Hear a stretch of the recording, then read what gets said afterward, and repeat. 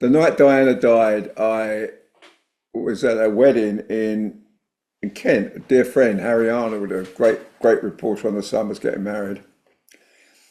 And I was driving home from the wedding, and it was about 11:30 at night, and the phone went, and it was the office. It actually was my son, John Edwards. He was working, and he said, Diana's had an accident in Paris. We think she's all right, but can you get to Paris first thing in the morning? There's a flight at 6:30 from Heathrow. I said, yeah, fine. I switched the radio on and heard that after a while Dodie had been killed, and that really was serious. And then the phone went again. It was the office, and they said, look, go straight to Heathrow.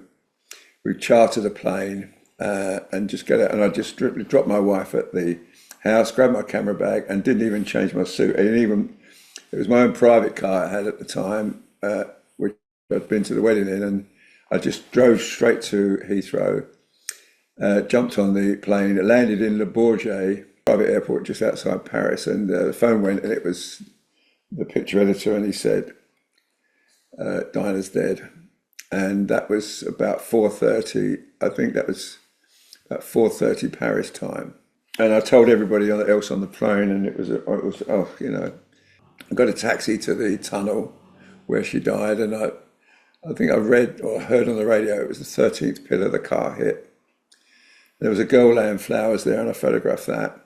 And then I went to the hospital. Now it was a very hot day, and we'd been told by the chairman of the company even to give no interviews, because what it was suspected was that the photographers that were chasing Diana through the streets of Paris were in fact caused her death. That was the belief. Since turned out that of course it was the driver who'd been drinking too much and going too fast that caused her death. But at the time we didn't know that, and I went to the hospital, and it was like there were sort of crews turning up from all over Europe that were just piling into this street, and I had a very good contact in the Paris our embassy in Paris, and I rang him, and he gave me the name of the person in the hospital who was organising it all, and I rang him and said, look, is there any way you can help me? And he said, oh yes. He said, what do you need? I said, well, I need to come into the hospital to get the coffin leaving with the prince. I knew Prince Charles was coming to pick up the body of his ex-wife, and they need to be there. And he said, look, he said, get a small pool together, get a camera crew and another photographer and reporters, and meet me at the side gate at 4:30, and I'll get you in. Anyway, he said, but Paul Burrell wants to speak to you. Paul Burrell was Diana's butler, and he came on and he said, I'll never forget the quote, Arthur, we've just lost the captain of our ship. And I said, oh, that's terrible. And he said, and the undertaker's in with her now, and I brought a dress over for her to wear, and President Chirac's here. And then, I said, oh, that's very sad. Obviously, he was very cut up about it all.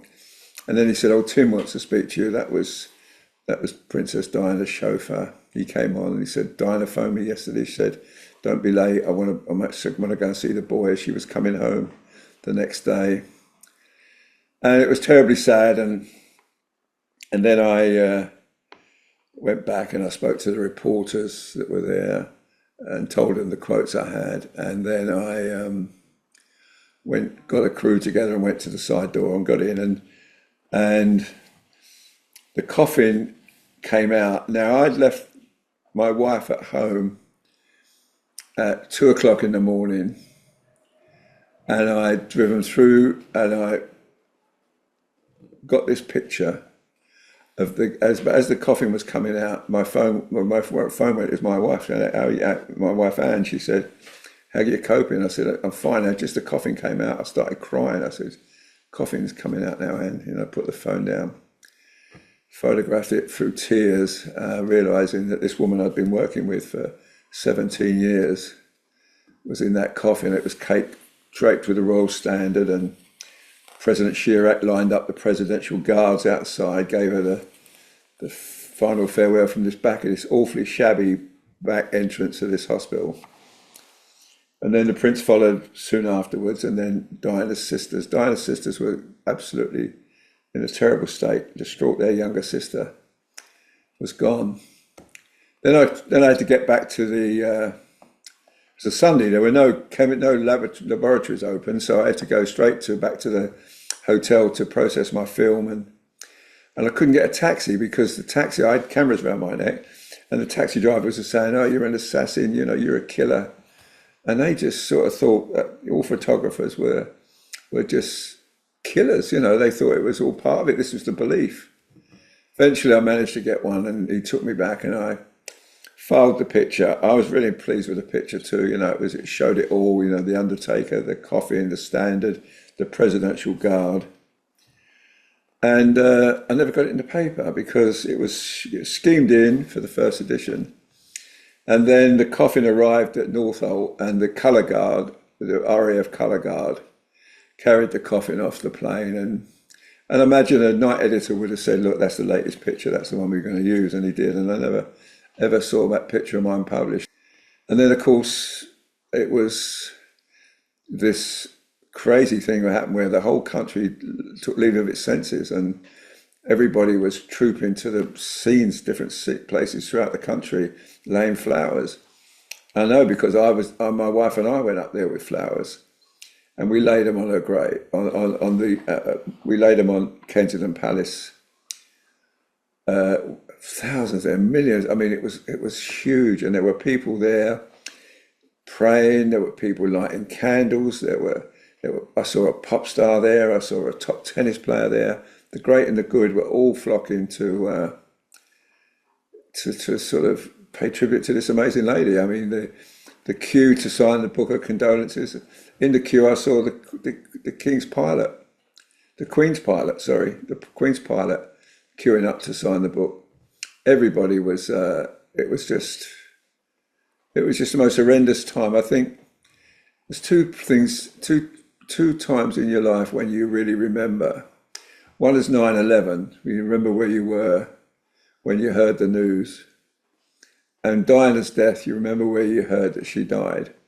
And mine was on a plane landing in Le Bourget, getting the news that Diana was dead. And I'll tell you what, it was such a blow. Such a blow. What was sad for Harry was, of course, he was so young when his mother died. And, your mother is the one that will tell you if you're doing things wrong. Fathers tend to overlook it. Fathers tend to spoil their children, but mothers don't. Mothers tell them the truth. Anybody 30 and under, maybe 35 and under, does not remember Diana. But the people that do think that she was much loved, and as far as I'm concerned, very much missed.